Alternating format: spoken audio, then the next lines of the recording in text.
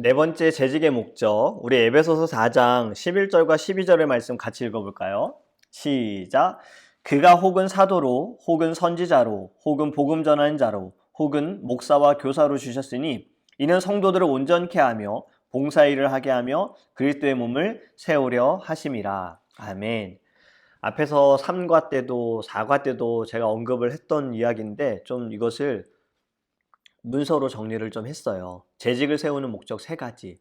첫 번째, 성도들을 온전케 하기 위해서 재직을 세웠습니다. 온전케 한다라는 말 의미가 보면요. 일이나 사람이 바로 있어야 할 그 상태, 오리지널 그 상태에 있도록 해주는 것이 온전케 한다라는 거예요. 변함이 없이 늘 그 자리에서 하나님이 세우신 그 자리에서 그 상태로 있는 것이 온전케 된다는 겁니다. 성도가 그리스도인답도록 도와주고 인도하고 보살펴주고 완전한 주의 자녀가 될 수 있도록 해주는 것, 온전케 하기 위해 이것이 재직에게 주어진 첫 번째 목적이에요. 성도를 온전케 한다는 것은요, 준비시킨다는 말이 있고 회복시킨다는 말이 있어요.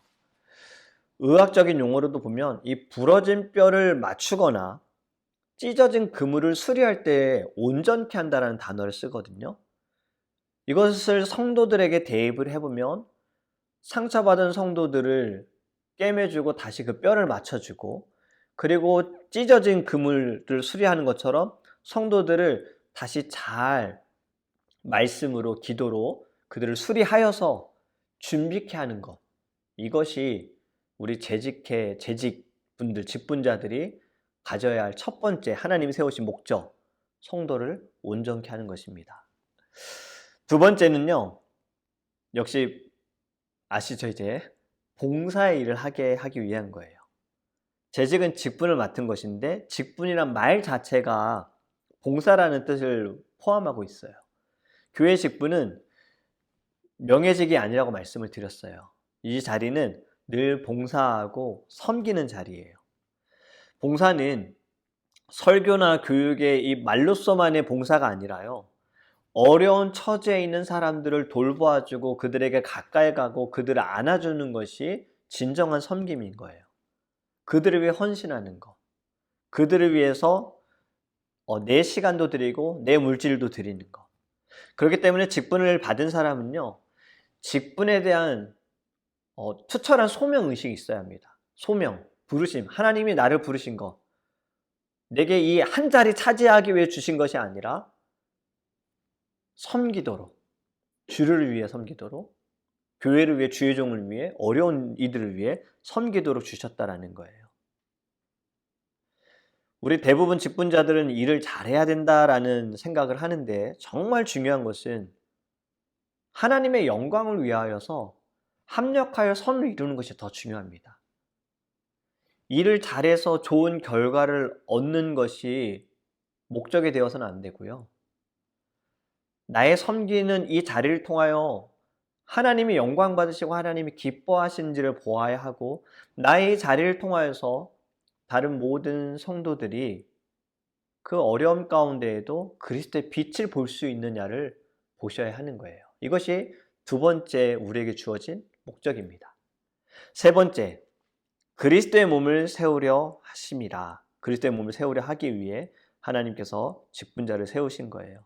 사도 바울은 교회를 정의하면서 그리스도의 몸이라고 이야기했잖아요. 그렇기 때문에 우리는 다 지책이 다르다고 앞에서도 말씀을 드렸어요. 여러분, 우리는 몸이란 하나의 몸을 말하고 또 이것은 연합과 일치를 말하는 거예요. 우리의 몸을 보면 다 다르지만 머리 대신 예수 그리스도로 말미암아 주님의 뜻대로 움직여야 되는 거지요. 팔이 팔대로, 손가락이 손가락대로, 다리는 다리대로 움직이면 어떻게 이게 정상적인 몸이 될 수가 있겠어요? 하나님의 그 뜻이 말씀을 통하여 우리에게 나타나서 하나님께서 역사하시는 대로 같이 움직여져야 건강하게 걸어갈 수가 있고 그리고 건강하게 생활을 할 수가 있는 것처럼 교회도 은혜 가운데 질서 가운데 세워질 수가 있는 겁니다. 여러분, 세운다라는 말, 이것을 이제 건설한다는 말과도 연결이 되어져요.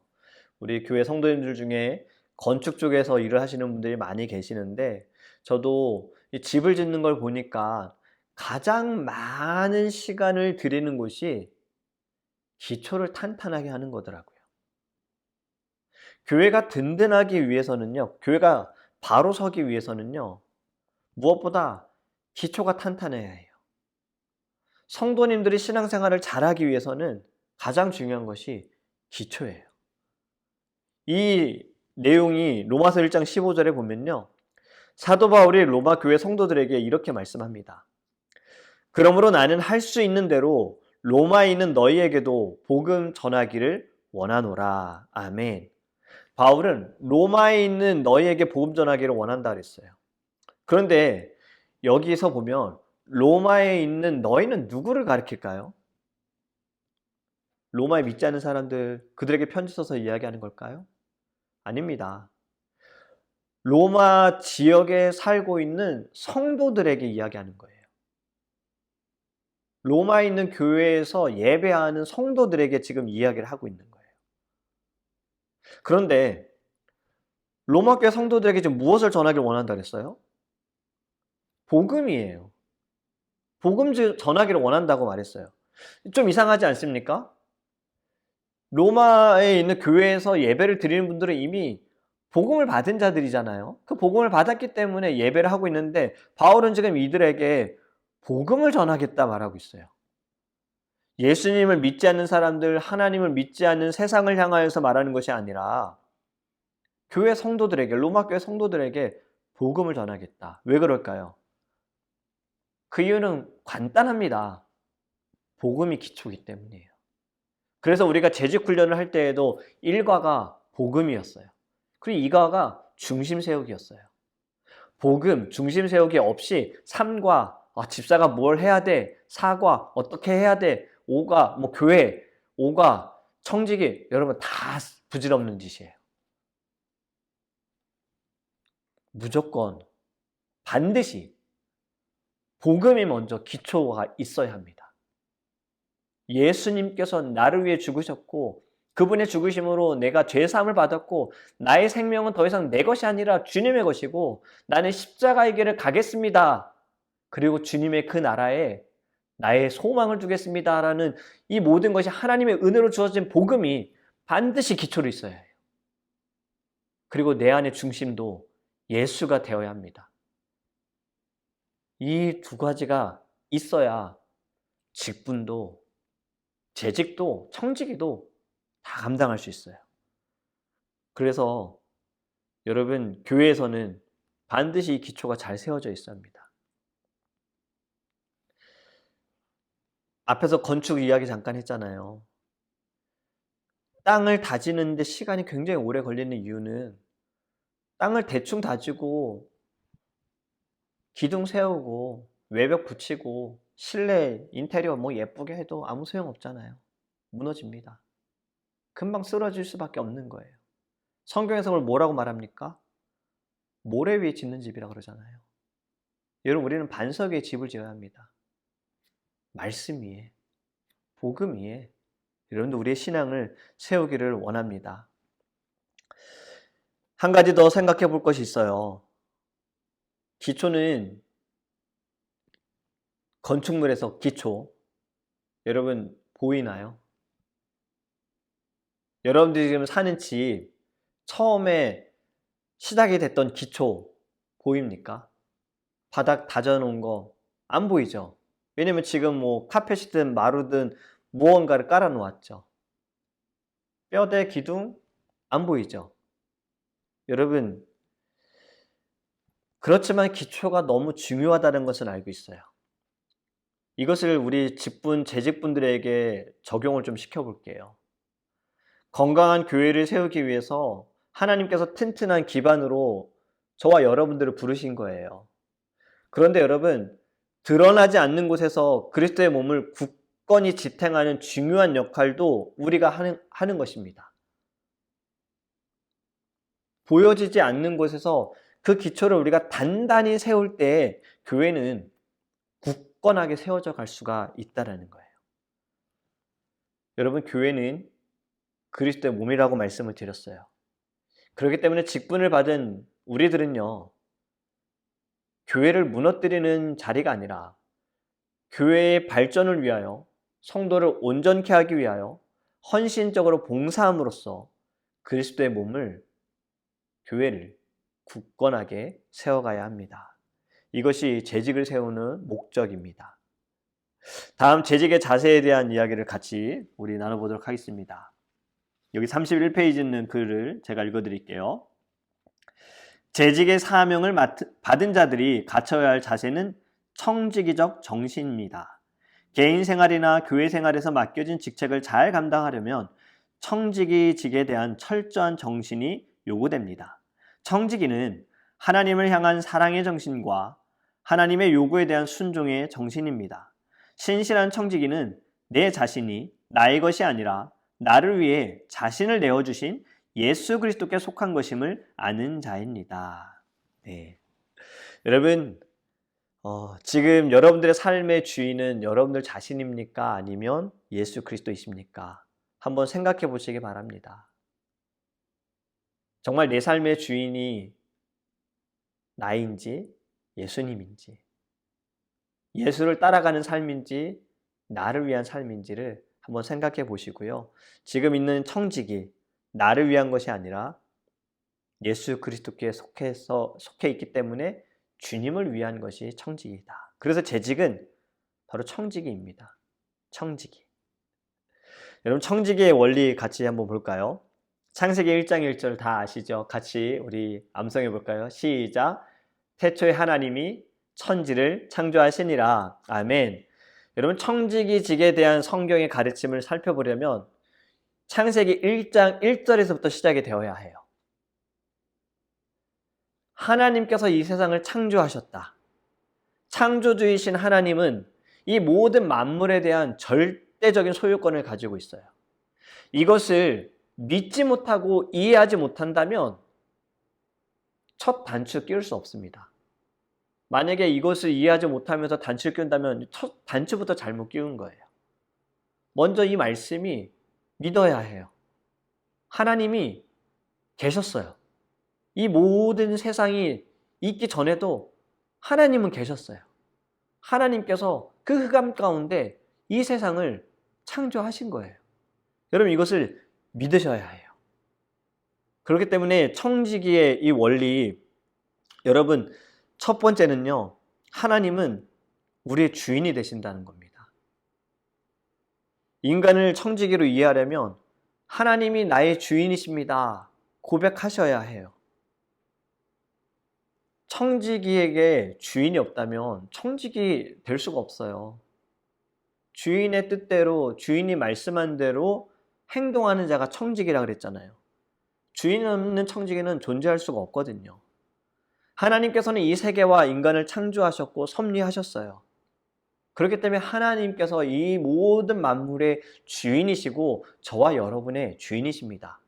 그래서 주인이신 하나님은 주인이시다. 두 번째, 요한복음 1장 3절에 만물이 그로 말미암아 지은 바 되었으니 지은 것이 하나도 그가 없이 된 것은 없다라는 말씀이에요. 그렇다면 두 번째 들어갈 말은 뭘까요? 이미 앞에서 말씀드렸습니다. 하나님은 창조주이시다. 사람들은 있는 재료를 가지고 어떤 것을 만드는 기술자가 될 수는 있지만요, 무에서 유를 창조할 수는 없어요. 아예 없는 것에서 있는 것으로 만들 수는 없는 거예요. 있는 것을 가지고 어떻게든 만들어 보는 거죠. 무에서 유를 창조하실 수 있는 분은 하나님밖에 없어요. 이 우주도 스스로 있었던 것이 아닙니다. 진화가 되어서 달라진 것도 아닙니다. 하나님께서 말씀으로 창조하셨다. 그렇기 때문에 하나님은 창조주이시다. 세 번째, 시편 24편 1절에 있는 말씀인데요. 이 세상과 그 안에 가득한 것이 모두 다 하나님의 것이고 이 땅과 그 위에 사는 것도 모두 다 여호와의 것이다 라는 말씀인데, 여러분, 세 번째, 하나님은 소유주이시다예요. 이 모든 만물의 소유주는 하나님이세요.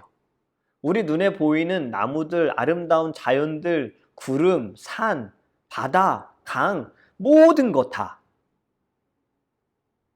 여러분들 눈에 보이는 것, 아니 보이지 않는 것도, 공기도, 모든 이산화탄소, 모든 화학물질 다, 이 모든 소유물은 하나님의 것이다. 은도, 금도 하나님의 것이에요.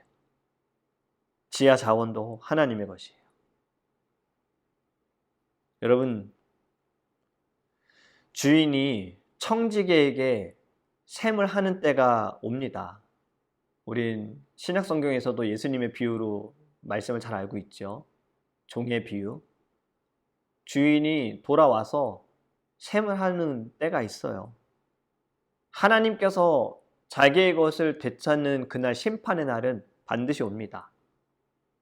그러므로 청지기는요, 하나님이 나의 주인이시고 하나님이 모든 소유주이시다라는 것을 인식하고 살아야 합니다. 마지막 네 번째는요, 하나님은 섭리자이십니다. 섭리라는 것은요, 이 세계에 일어나는 모든 사건이 하나님의 치밀한 계획 가운데 다스려지고 있다는 것을 의미해요. 작은 일일지라도 빼놓지 않고 모든 것을 다 하나님이 관리하시고 운영하신다. 하나님의 섭리는 하늘과 땅과 바다와 모든 것에 다 이루고 모든 사건과 행사에까지 이루고 전쟁의 승리와 실패, 그리고 심지어 공중의 새, 들에 나는 풀들도 다 하나님의 손에 있어요. 하나님은 우리의 섭리자가 되십니다.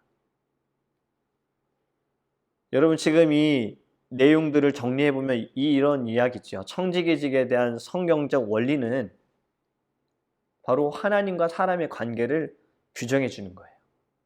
하나님을 주인으로, 우리 사람은 관리인으로. 하나님은 우리 삶의 모든 영역을 관리하는 데 있어서 우리들을 동역자로 삼으신 거예요.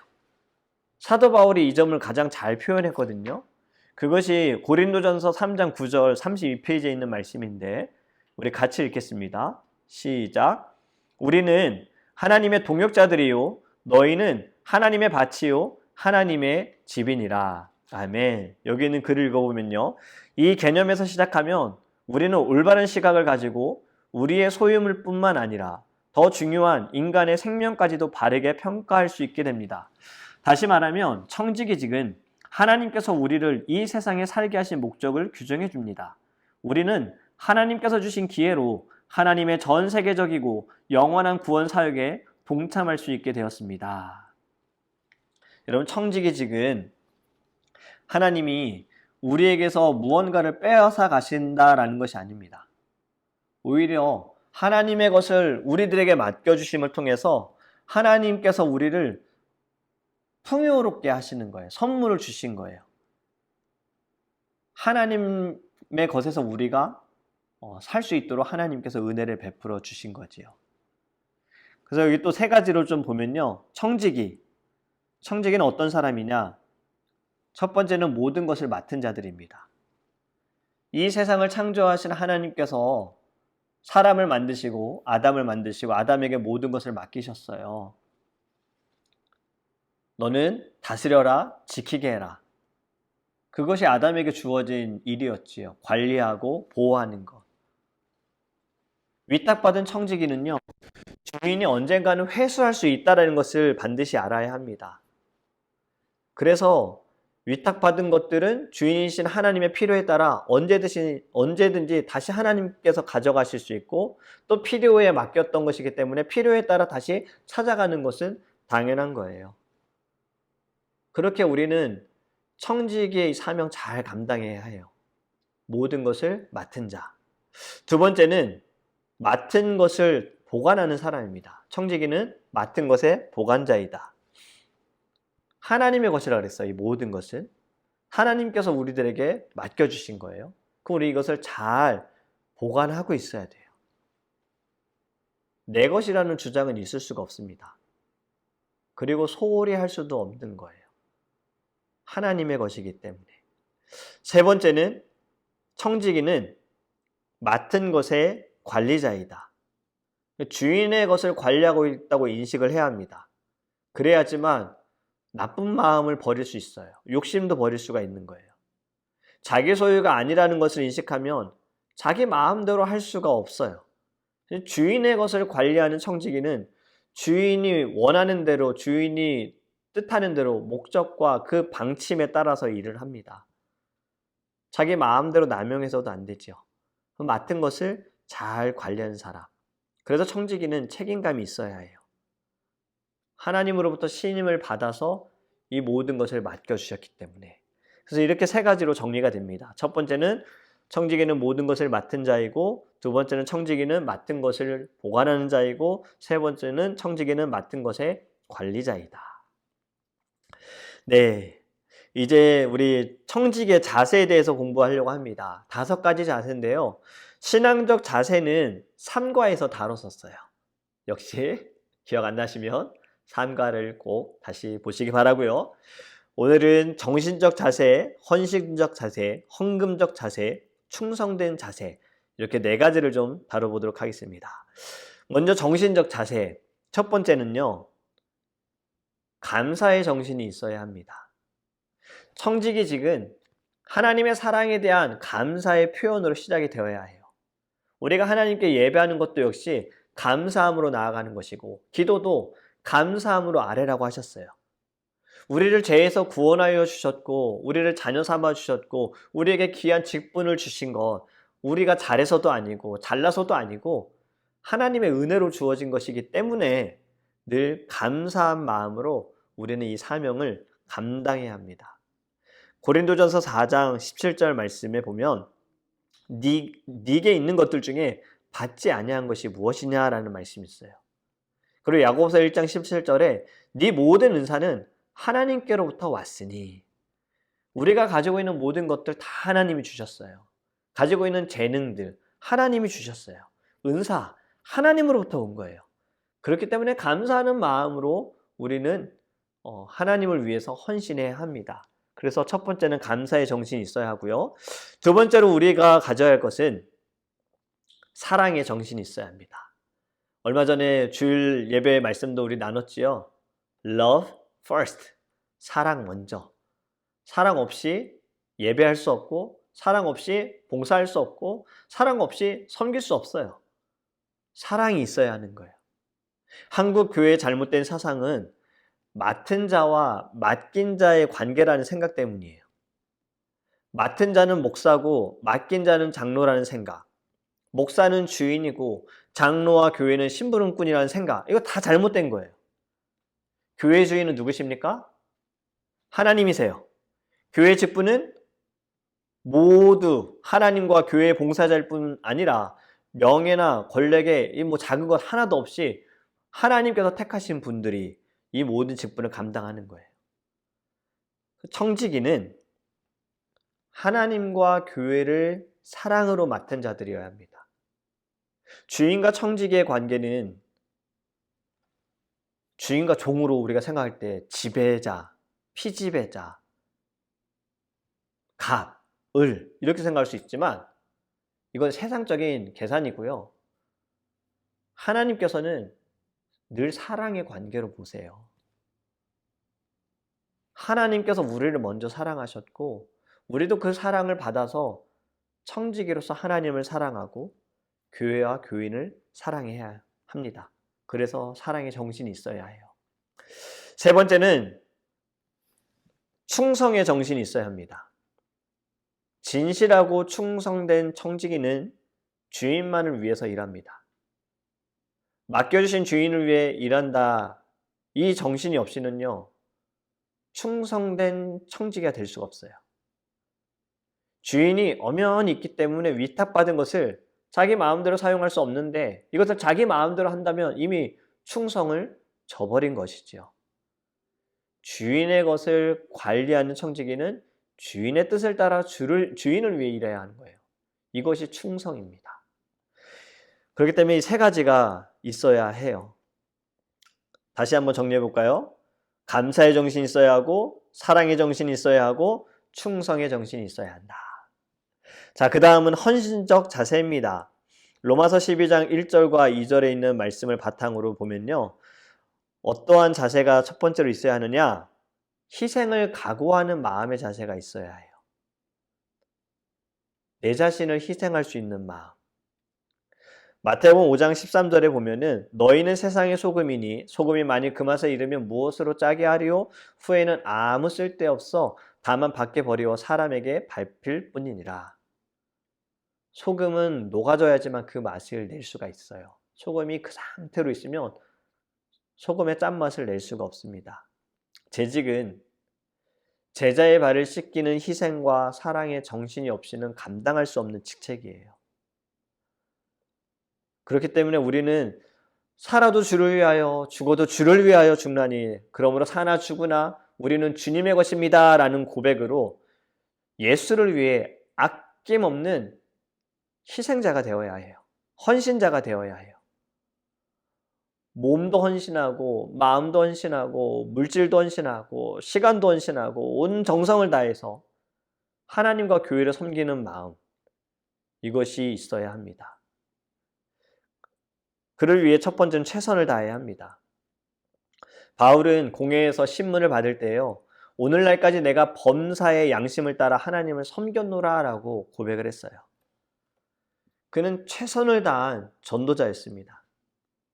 양심에 꺼리낌이 없이 일하는 일꾼, 이러한 일꾼이 참된 일꾼이지요. 그리고 최선을 다하는 일꾼입니다. 그리고 두 번째는 먼저 그의 나라를 구하는 자세. 무슨 일이나 먼저 할 일과 다음에 할 일이 있잖아요. 그리스도인은 먼저 그의 나라와 그의 뜻을 구하는 자세가 있어야 합니다. 히브리서 11장 말씀에 보면 믿음이 없이는 하나님을 기쁘시게 못한다라는 말씀이 있어요. 교회의 일꾼은 직분자들은 청지기들은 늘 하나님을 앞세워야 합니다. 앉아 있어도 일어서도 누워 있어도 길을 걸어도 일을 해도 무엇이든 항상 하나님과 하나님의 나라를 생각해야 해요. 아브라함은 어디로 가든지 무엇을 하든지 모든 일에 하나님의 뜻을 앞세우며 살았습니다. 자기의 주관대로 살아가는 것이 아니라 하나님의 뜻을 따라 순종하며 살았어요. 그래서 믿음의 조상이다라는 별명을 갖게 되었지요. 재직은요, 항상 나보다 교회를 그리고 더 나아가 하나님을 생각하는 자세가 있어야 합니다. 그리고 두 번째는 교회에서의 헌신적 자세가 필요합니다. 교회는 그리스도의 몸이라고 말씀을 드렸잖아요. 그래서 교회가 건강하기 위해서는 힘써 모이는 생활을 해야 해요. 히브리서 말씀에 모이기를 패하지 말고 어떤 사람들의 습관과 같이 하지 말고 오직 권하여 그날이 가까움을 볼수록 더욱 그리하자.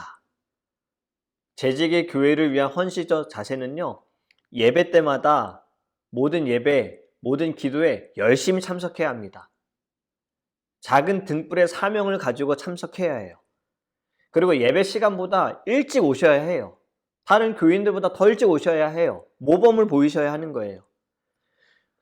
예배를 위한 집회만이 아니라 부흥회, 수련회, 여러 모임 열심히 헌신을 다하셔야 합니다. 기독교는 개인적인 것이 아니라 집단적이다라는 것을 우리는 알아야 해요. 교회, 사도행전에 시작된 교회, 모이기를 힘썼잖아요. 모일 때 하나님이 임하시고 하나님의 임재가 있습니다. 120명의 성도가 함께 기도할 때 성령을 받았어요. 두세 사람이 있는 곳에 내가 그곳에 있다라고 예수님이 말씀하셨어요. 그렇기 때문에 교회는 집단적입니다. 단체예요. 그런데 교회는 집단적이라고 해서 교제만 하는 곳이 아니에요. 친구를 만나러 가는 곳이 아니에요. 교회는 주님을 만나러 가는 것입니다. 이것이 정말 중요해요. 교회는 예수님을 만나러 가는 것이에요. 찬양을 부르러, 기도하러, 말씀을 들으러 가는 곳이지만 이 모든 것의 기본적인 건 주님을 만나러 가는 곳입니다. 그렇기 때문에 모이기에 더 힘써야 해요. 두 번째는 선교를 위한 생활. 여러분, 하나님께서 교회를 세우신 것은 결국엔 복음이지요. 이 복음을 통해서 우리가 변화되어지고 하나님을 예배하고 나아가 이 땅 가운데 하나님의 나라가 하나님의 말씀이 증거되기를 원하세요. 그렇기 때문에 선교의 사명을 가져야 합니다. 교회가 선교의 사명이 없다면 이것은 하나님의 명령을 지키지 않는 거예요. 모이는 기능과 함께 흩어지는 기능도 있어야 하는 거예요. 그리스도의 소금으로 그리스도의 빛으로 나아가야 하는 겁니다. 그래서 우리 교회는 매달 셋째 주일 선교 주일로 예배를 하는데 형식적으로 드리지 않았으면 좋겠어요. 정말 마음을 다하여 힘을 다하여 주님 제가 선교사입니다라는 고백과 함께 하나님께서 세우신 귀한 선교사님들과 선교지에서 목숨을 걸고 싸우는 분들을 위해서 그 땅에 있는 죽어가는 영혼들을 위해서 기도하고 우리의 마음을 드리고 우리의 물질을 드리는 시간이 되기를 원합니다. 그래서 우리의 모든 생활은 또 선교를 위한 생활, 이러한 헌신이 우리에게 있어야 합니다. 다음 34페이지에 보면요. 여러분, 헌금적 자세. 헌금. 네. 물질에 대한 부분은 좀 예민할 수 있지만 여러분, 성경에서도 헌금에 대한 말씀을 하고 있습니다. 그렇기 때문에 헌금에 대한 이야기 해야지요. 성경에 있는 말씀인데 어떻게 안 할 수가 있겠어요. 우리가 살아가면서 우리의 대부분의 관심사는 결국엔 다 물질과 연결이 되지요. 돈과 연결이 됩니다. 어떻게 보면 일평생 돈을 쫓아 살아간다라고 말할 수도 있어요. 그만큼 돈이 우리의 인생에 미치는 영향이 크지요. 돈으로 인해서 내가 어떤 공부를 할 것인지도 결정이 되어져요. 어느 학교를 갈지도 고민을 할 수가 있어요. 직장을 선택하는 것도 돈으로 선택을 하는 경우들이 있지요. 심지어 누군가를 만나는 것에 있어서도 이런 돈의 가치를 따지는 경우들도 있습니다. 돈은 우리 삶에 없어서는 안 될 필수적인 건 맞아요. 그 누구도 돈을 무시할 수는 없어요. 교회도 돈이 있어야 구제도 할 수 있고 선교도 할 수 있고 무언가를 할 수가 있잖아요. 그렇기 때문에 돈은 하나님이 주시는 큰 축복이 맞습니다. 맞아요. 그런데 중요한 것은 이 물질을 돈을 제약시해서는 안 되는 거예요. 돈의 힘은 정말 너무나도 놀랍습니다. 돈은 사람의 미래를 바꾸기도 하고 사람을 변화시키기도 해요. 돈 앞에는 사랑도 의리도 가족도 인간도 부모도 자식도 없을 때가 있잖아요. 때로는 돈으로 안 되는 일이 없는 것처럼 보일 때도 있어요. 그러나 사람들은 때때로 이 돈의 힘으로 살기도 하지만 돈 때문에 우리가 살아가지만 돈이 있어서 살아가지만 때로는 돈 때문에 죽기도 하잖아요.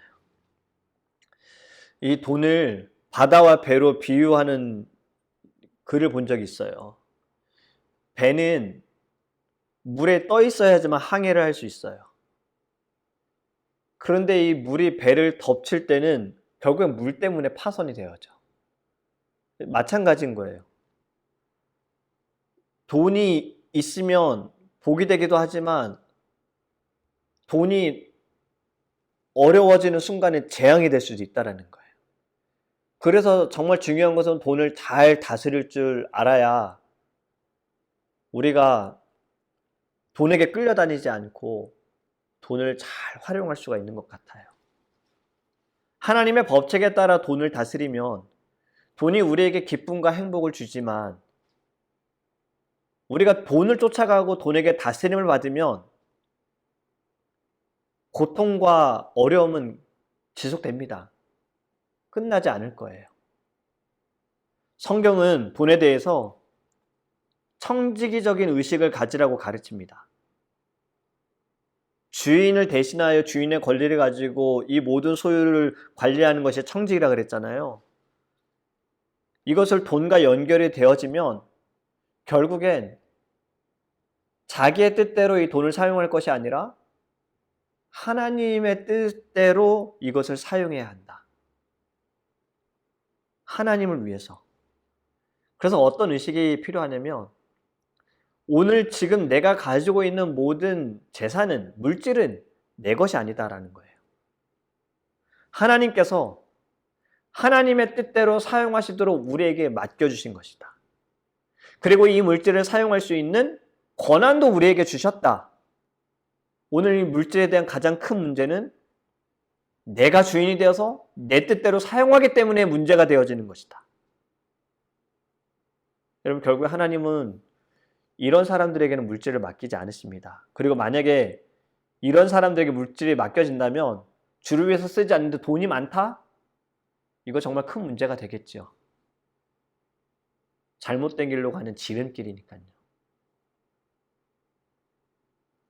성경에 달란트 비유가 있지요. 5달란트, 2달란트, 1달란트를 받은 자. 주인의 뜻에 따라 최선을 다한 이들은 칭찬을 받았고 1달란트 받은 자는 주인의 뜻을 무시하고 제 뜻대로 땅에 묻어두었다가 결국에 그는 쫓겨납니다. 오늘 우리에게 가장 중요한 것은 돈을 많이 벌고 못 벌고 하는 것이 아니라 맡겨주신 돈을 하나님의 뜻대로 사용하느냐, 하지 않느냐, 이것이 중요한 거예요. 이 땅에서 우리가 물질로부터 자유함을 누리려면 철저한 청지기 의식을 가져야 합니다. 청지기로서의 삶을 살아갈 때 물질은, 돈은 나에게 복이 되고 기쁨이 되는 거예요. 그럴 때 마음껏 이 물질로 선을 행할 수 있고 주인 대신 하나님을 위해 사용할 수가 있는 거예요.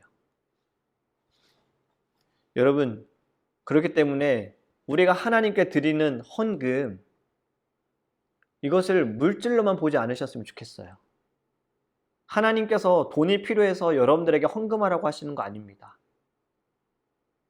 물질이 있는 곳에 마음이 있다 하셨어요. 그것도 역시 성경에 있는 말씀이잖아요. 하나님께 우리가 드리는 헌금은 우리의 마음을 드리는 거예요. 우리의 정성을 드리는 거예요. 그렇기 때문에 여러분, 헌금을 할 때 이 헌금이 무엇인가 3가지로 좀 정리를 해보겠습니다. 첫 번째, 헌금은 감사의 표현입니다. 앞에서도 감사에 대한 이야기 나눴었잖아요. 우리 정신적 자세에서도 감사해요. 하나님이 우리에게 주신 은혜에 대해 전체 그 모든 삶을 주관하시는 하나님, 감사합니다. 살게 해주셔서 감사합니다. 생명 주셔서 감사합니다. 지켜주셔서 감사합니다. 보호해 주셔서 감사합니다. 이 감사의 마음으로 드리는 것이 헌금입니다. 감사의 표현인 거예요. 주님의 은총에 대한 응답인 거지요. 두 번째는 신앙의 표현입니다. 하나님의 자녀들은, 그리스도인은요, 하나님의 무한한 은혜에 대하여 감사하는 마음이 있어요. 이 감사의 마음을 물질로 나타내는 것이 헌금인 거예요. 헌금을 아까워하거나 마지못해 하는 일이 있다면 안 드리시는 게 나아요. 왜냐하면 하나님 이미 받지 않으셨거든요. 기쁜 마음으로 드려야 합니다. 그것이 신앙의 표현인 거예요. 세 번째는 헌금은 헌신의 표현입니다. 헌신의 표현. 그리스도인은 교회와 사회와 하나님께 대하여 어떤 의무를 다하기 위한 실천 행위의 하나인 거예요. 헌금만이 헌신의 표가 되는 것은 아니지만요. 헌금은 헌신을 나타내는 데 매우 구체적인 방법이 됩니다. 헌금은 보답의 표현이지요. 그리스도인은 하나님께로부터 받은 은혜가 많아요. 그 받은 은혜의 보답으로 드리는 것이 헌금인 거예요. 헌금은 예배의 일부로서 드리는 예배 행위지만 또 이 드리는 마음이, 그의 정신이 헌금에 들어가 있는 거죠. 그렇기 때문에 직분자들은 성경을 믿고 따르신다면 각종 소득이 있을 때마다 하나님께 받은 은혜를 감사하며 감사하는 마음으로 하나님께 헌금을 해야 하는 것입니다. 다시 정리해서 말씀을 드립니다. 여러분, 헌금을 돈으로 생각하면 하나님께 못 드립니다. 아깝다고 생각할 수 있죠. 헌금은 여러분, 여러분들의 마음인 거예요. 여러분들의 중심인 거예요. 절대로 하나님 돈이 필요해서 여러분들에게 헌금해라, 11조 해라, 그렇게 말씀하신 것이 아닙니다. 여러분들의 감사를 보기 원하시고 여러분들의 신앙과 헌신을 보기 원하신 거예요. 여러분, 재물을 하늘에 쌓아두는 방법이 있어요. 첫 번째는 말라기 3장에 있는 말씀처럼 재물의 11조를 하나님께 드리는 겁니다. 두 번째는 잠언서 3장에 있는 말씀처럼 재물로 여호와를 공경하는 거고요. 세 번째는 잠언서 19장 17절에 있는 말씀처럼 가난한 자를 도와주는 거예요. 하나님께서 여러분들에게 물질의 축복을 주신 것은 바로 이것들을 위해서입니다. 주를 위하여, 그리고 어려운 이들을 위하여. 바울은 헌금에 대해서 두 가지로 교훈을 하고 있거든요. 첫 번째는 앞에서도 이미 말씀을 드렸는데요. 기쁜 마음으로 드려라. 고린도서 9장 6절과 7절에 보면 각각 마음에 정한 대로 하고 아까워하면서 내거나 마지못해 하는 일이 없도록 하시오. 하나님께서는 기쁜 마음으로 내는 사람을 사랑하신다라고 말씀하고 있어요. 자발적으로 하나님께 드리는 것, 그 수입의 10분의 1을 드리는 것, 소득의 일부를 드리는 것, 하나님께서 기쁘게 받으신다. 예수님께서도요, 이 땅에서 공생의 기간 때 성전에서 2렙돈을 바치는 가난한 과부가 있었잖아요. 그 여인을 칭찬하셨어요. 이렇게 말씀하셨죠. 이 가난한 과부는 누구보다 더 많이 넣었어요. 저 사람들이 자기들 넉넉한 데서 돈을 넣었으나 이 여인은 구차한 데서 가지고 있는 생활비 전부를 넣었기 때문에 가장 많이 드렸다. 그렇게 칭찬하셨어요. 액수로 칭찬하신 게 아니에요. 마음으로. 하나님, 예수님께서 칭찬하셨다. 그래서 기쁜 마음으로 드려야 합니다. 두 번째, 바울은 헌금은 미리 준비해야 한다고 가르칩니다. 왜냐하면 마음의 준비를 하는 것이기 때문에. 물론 이제 저희는 온라인 헌금도 하지요. 온라인 헌금으로 하더라도 그 마음을 좀 담았으면 좋겠어요. 요즘에는 캐시로 하기가 어렵고 요즘 또 체크 잘 안 쓰잖아요. 그래서 카드로 하고 온라인 뱅킹으로 하는 게 조금 더 편한데 마음의 정성을 쏟기 위해서는 그래도 교회에 있는 봉투에 여러분들의 기도 제목 쓰시고 온라인으로 쓰시면 돼요. 저는 온라인으로 드렸습니다라는 말씀과 함께 저의 감사 제목, 왜냐하면 그것을 제가 보면서 또 기도하거든요. 하나님, 이렇게 감사한 마음으로 주님께 예물을 드렸습니다.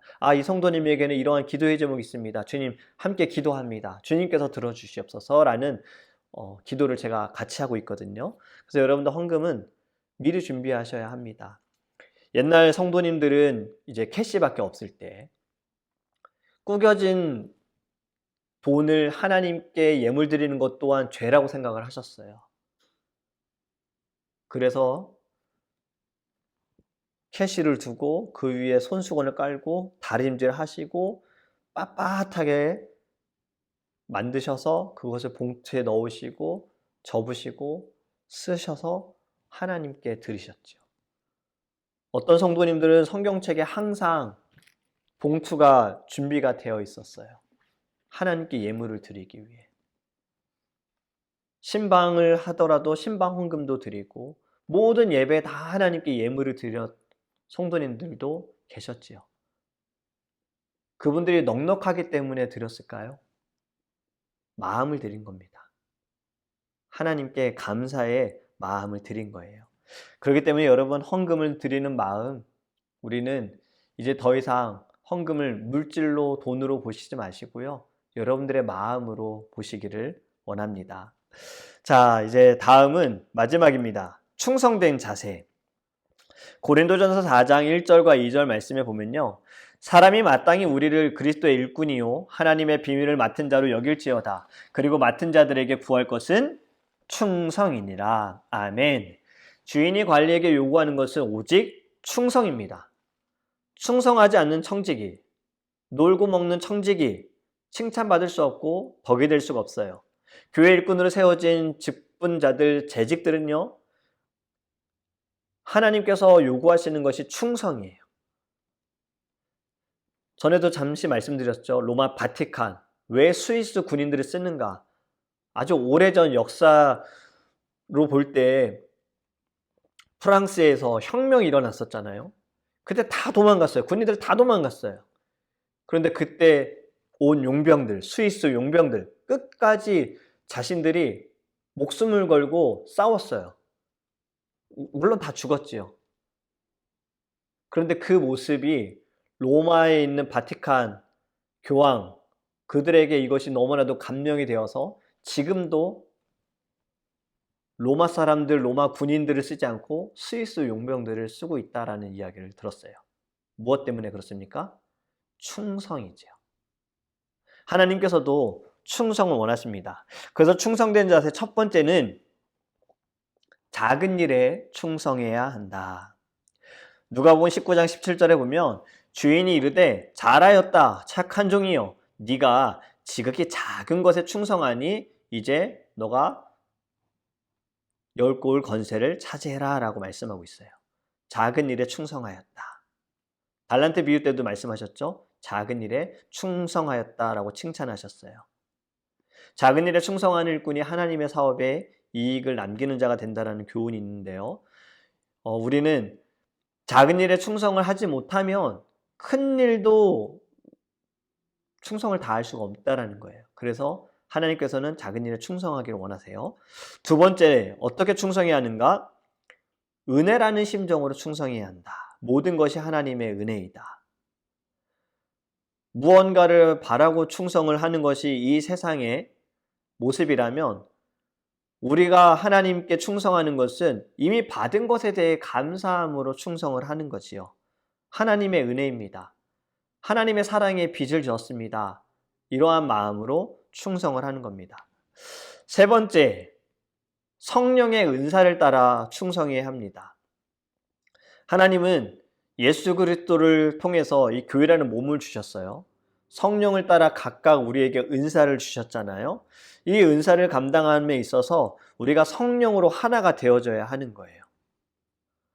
성령을 따르지 않고 사람의 열심으로 인간의 주관대로 일을 하다 보면 하나님이 원하시지 않는 열매를 맺게 되어집니다. 결국에는 어려움이 생기고 분열이 생기는 거지요. 늘 주님을 생각해야 하고 이것이 지금 성령께서 원하시는 것인가를 돌아보아야 하는 거예요. 내가 지금 성령의 은사대로 성령의 이끌림대로 지금 이 일을 하고 있는가, 충성을 다하고 있는가, 이것을 봐야 합니다.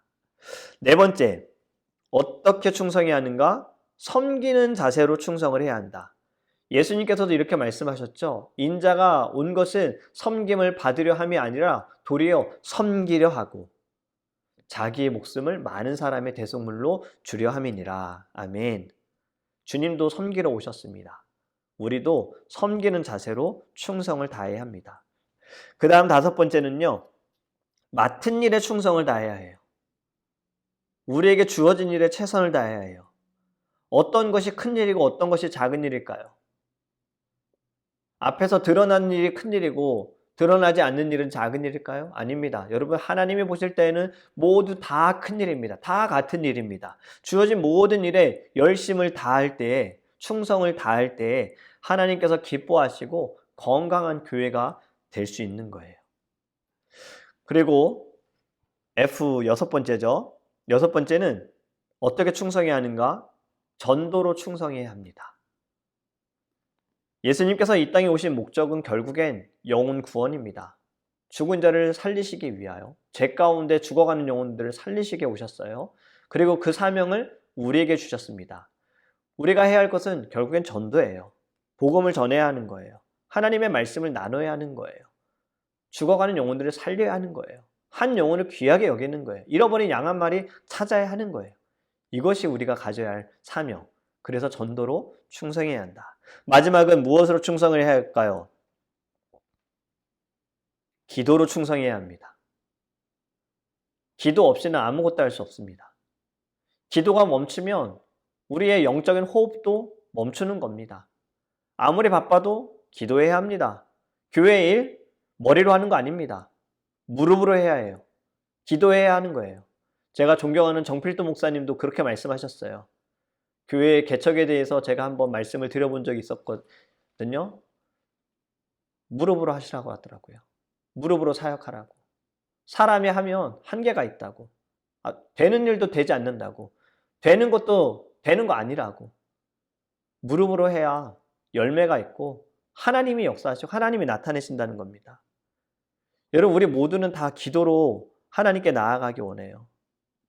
모세가 산꼭대기에 올라가서 지팡이를 높이 들었을 때에는 아말렉이 지게 되었고, 모세가 손을 내리면 여호수아의 군대가 밀리게 됐잖아요. 이것이 결국엔 무엇입니까? 기도예요. 모세가 기도한 거예요. 전방에 나가 싸우는 이들이 기도한 거예요. 우리 직분자들은 장로님, 권사님, 집사님들, 우리 모든 성도님들도, 저는 어린 아이들까지도 다 우리 기도로 충성을 다하기를 원합니다. 기도 없이는 승리할 수 없습니다. 사단과의 전투, 말씀과 기도 없이는 이길 수 없어요. 우리 꼭 기도로 충성하여 이 영적인 전투에서 승리하기를 원합니다. 네, 자, 이렇게 5가지 청지기의 자세에 대해서 우리 같이 공부를 했습니다. 물론 첫 번째 신앙적 자세는 앞에 3과에서 했고, 나머지 4개의 자세는 오늘 이제 같이 나누었는데요. 이제 결론의 말씀을 좀 드려볼게요. 35페이지에도 써있지만요. 건강한 신체를 가지는 사람들의 공통적인 이 특징을 보니까요. 바른 자세래요. 바르게 앉고, 바르게 서고, 바르게 걷는 것. 저도 지금 이렇게 영상을 촬영하면서 자세가 조금씩 틀어졌었죠. 저도 자세가 바르지 못한 거예요. 그 의식을 해야 되는 거죠. 누군가 허리 곧게 세워라는 말을 딱 듣는 순간 저도 모르게 허리를 탁 펴게 되더라고요. 늘 우리는 이러한 생각을 가지고 있어야 합니다. 흐트러진 자세는요, 몸에도 안 좋은 거예요. 거북목이 되거나 등이 굽거나 그리고 척추, 이 어깨도 좀 통증이 있고 디스크도 원인이 된다고 합니다. 마찬가지입니다, 여러분. 교회가 건강하게 세워져 가기 위해선 먼저 직분을 받은 분들이 바른 자세를 취해야 합니다. 그것이 바로 청지기의 자세인 거예요. 오늘 배운 이 5가지 청지기의 자세를 기억하시면서 성령님의 도우심을 여러분들 구하시고 꾸준히 의식하며 연습하면서 이것을 우리가 생각할 때 몸의 습관이 되고 영적으로도 변화가 일어납니다. 건강한 교회, 하나님이 세워가시는 교회가 되기 위해서 먼저 우리의 자세가 곧아야 돼요. 말씀으로 기초를 잘 세우고 기도로 힘을 붙여서 주님의 뜻을 위하여 나아가는 청지기의 자세, 이것이 우리에게 있어야 합니다. 마태복음 25장 달란트 비유, 아까도 말씀드렸는데 청지기의 사명, 여기에서 반드시 2가지를 좀 알아야 합니다. 첫 번째로 잘 관리해서 맡아서 간직한다라는 건 이건 소극적인 의미가 아니에요. 적극적으로 내가 너를 믿고 너에게 주어진 것이니 너가 최선을 다해라 라는 적극적인 의미가 있고요. 2번째는 반드시 결산하는 날이 온다라는 것을 명심해야 합니다. 하나님께서 저와 여러분들을 택하셨어요. 자녀로만 택하신 것이 아니고요. 저희들을 직분자로 택하셨어요. 우리에게 이 사명을 주신 것은 이 땅에 그리스도의 빛으로 쓰임받는 교회와 성도들을 세우기 위한 것입니다. 그렇기 때문에 저희는 거룩한 책임감을 가져야 합니다. 거룩한 사명감을 가져야 합니다. 성령의 충만함으로 우리가 섬기는 모든 자리에서 저와 여러분이 서 있는 그 자리에서 열매가 있기를 원해요. 성령의 열매가 있기를 원해요. 하나님의 역사가 있기를 원해요. 오늘의 5과 우리 청지기 자세에 대해서 같이 공부를 나누었는데요. 여러분들 어떻게 이것을 좀 공부하셨을지 모르겠어요. 여러분들이 어떠한 것을 배우셨을지 모르겠어요. 여러분들에게 이것이 좀 변화가 되기를 원합니다. 여러분, 물론 우리가 예수 그리스도를 믿는 것은 천국에 가기 위한 것이지만 주님은 그것만 위해서 이 땅에 오신 것은 아닙니다. 이 땅에서도 우리가 주님을 나타내기를 원하시는 거잖아요. 예수님을 나타내기를 원하시는 거잖아요. 그렇다면 믿음으로 말미암아 천국의 티켓을 받은 것으로 만족할 것이 아니라 우리는 더 성화, 거룩해져야 하는 거예요. 더 나아가 영화, 주님처럼 되어야 하는 거예요. 예수님처럼. 주님이라면 어떻게 하셨을까? 주님이라면 어떻게 말하셨을까? 주님이라면 지금 이것을 어떻게 받아들이셨을까? 주님이라면 어떻게 생각하셨고 어떻게 행동하셨을까? 여러분 이 생각을 늘 하시면서 저와 여러분들에게 주어진 직분의 자리, 우리 장로님, 권사님, 집사님들, 하나님께서 주신 귀한 그 자리, 축복의 자리이며 거룩한 사명의 자리임을 믿고 늘 기도하며 무릎으로 나아가기를 주님의 이름으로 축복합니다. 아멘. 우리 기도로 오늘 공부를 마치도록 하겠습니다. 기도하겠습니다. 고마우신 하나님 감사합니다. 우리를 부르신 주님, 오늘의 공부를 통하여서 저희들이 청지기에 대해서 또 청지기 자세에 대해서 공부했습니다. 내가 주인이 되지 않기를 원합니다. 주님만이 하나님이 우리의 주인이십니다. 우리는 하나님께서 세우신 청지기로서 하나님께서 맡겨주신 것을 잘 관리하고 보호하고 다스리고 그 자리에 열매를 맺는 자임을 알게 하여 주시옵소서. 우리의 생각대로 우리의 머리대로 우리의 욕심대로 나타내지 않게 하소서. 오직 주님만을 위하여 주를 위하여 하나님 헌신하며 나아가기 위해 무엇보다 기초를 잘 쌓기 원합니다. 복음이라는 기초로 말씀이라는 기초로 잘 쌓기 원하고 주님 앞에 기도하며 주의 뜻을 늘 생각하는 자, 하나님의 나라와 하나님의 뜻을 생각하는 자, 주님이라면 어떻게 하셨을까 고민하는 주님의 거룩한 직분자 될 수 있도록 함께하여 주시옵소서. 늘 성령으로 충만케 하셔서 주어진 사명 잘 감당하여 주님을 위하여 또 주님께서 맡겨주신 영혼들을 위하여 특별히 주님 세워가시는 건강한 교회가 되기 위하여 믿음으로 나아가는 귀한 직분자 될 수 있도록 함께하여 주시옵소서. 감사하며 예수 그리스도의 이름으로 축복하며 기도합니다. 아멘. 네, 감사합니다. 우리 다음 시간에 또 만나겠습니다. 샬롬.